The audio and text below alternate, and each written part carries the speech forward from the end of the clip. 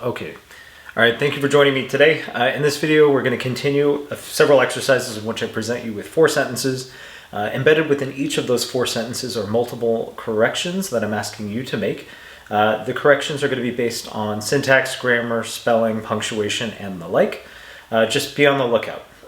In these practices, for those unfamiliar, I will read the sentence or each sentence to you, ask you to pause, make your corrections, and resume so that we can correct it together to see if your corrections align with my own.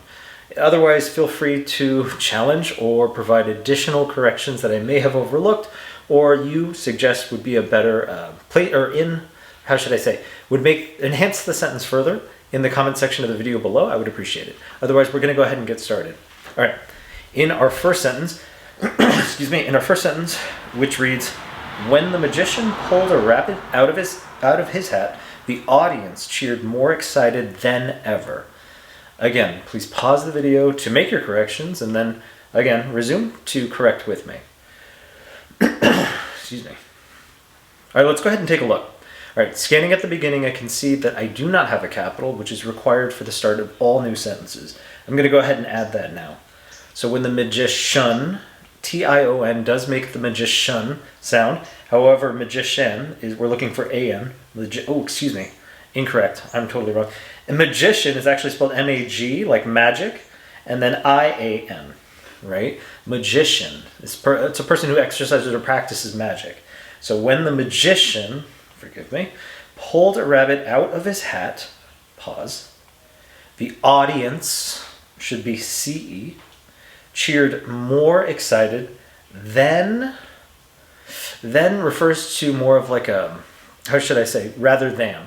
Oh, no, I'm sorry. I'm trying to show a comparative. So more than, A-N, more than ever. So I'm making that comparison between the prior times in which this audience has engaged in cheering. And again, I am making a general statement. So I'm going to go ahead and conclude that with a period. All right, when the magician pulled a rabbit out of his hat, pause, the audience, spelled correctly, cheered more excited than ever. Let's go ahead and take a look at our second sentence. All right, in the second sentence, which I'm going to go ahead and enhance, I'll read it as, "Before we go on our diving vacation, we're going to take scuba lessons from Miss Gonzalez." Go ahead and pause the video to make your corrections and again, resume when ready. All right, looking at the beginning, or you should always start before, first word in the sentence, it is a capital, we're fine. So before we go on our diving vacation, diving, for whatever reason, has a double consonant, making it pronounced diving, which should again be diving. So single consonant, diving, vacation, pause. Were or we are. I'm looking for the base word we plus the word are. We are going, so it should be the apostrophe R-E to show or create the contraction for we are. We're going to take scuba. Scuba is actually an acronym, meaning each of those letters can be read as a word, but each of those letters represents their own word. In this case, the S is self, and then the C is contained, the U is underwater, B is breathing, and then A is apparatus. Essentially like an oxygen tank, so self-contained underwater breathing apparatus, scuba. Lessons, this one actually does require a double consonant. It should be L-E-S-S-O-N-S, plural, so we're dealing with more than one lesson. From Ms., which is our title, it's capitalized, however it is abbreviated, which means I need to include a period at the end of it. Gonzalez is the surname or last name. It is a proper noun. It is also capitalized, that's fine. And we're going to go ahead and end with a period since, again, we are just producing a statement. Okay, let's go ahead and transition into our third sentence, which I'll zoom out. And this sentence reads, "Our school's new art wing, which will open on September 25th, has 2 pottery studios." Again, pause, make your corrections, and resume when ready. All right, now for this sentence, beginning of the sentence starts with a capital, we're fine. Our schools implies that we're referring to a plurality of schools. In this case, I mean to say a single school which owns or is in possession of this art wing. To show possession, I'm going to include the apostrophe S. So again, now we can visualize it as the school owning the art wing. Our school's new art wing, which is like part of the building, comma, pause, which will open on September 25th, pause. Also, September, proper noun, name of a month, needs to be capitalized, has 2 pottery studios. Now here, this is where it's a little tricky, but there's a rule. The word, or rather the base word, is studio, and it ends with an O, obviously. And ordinarily you would think, okay, well, I add ES to a word to make it a plural, or in some cases an S. However, when it comes to words ending in O, there's, again, a rule. If the letter before the O, so preceding the O, is a vowel, then you end the word, if you're making it a plural, with an S. If, however, the word or the letter prior to the O in the word is a consonant, you need to add ES to the word to make it plural.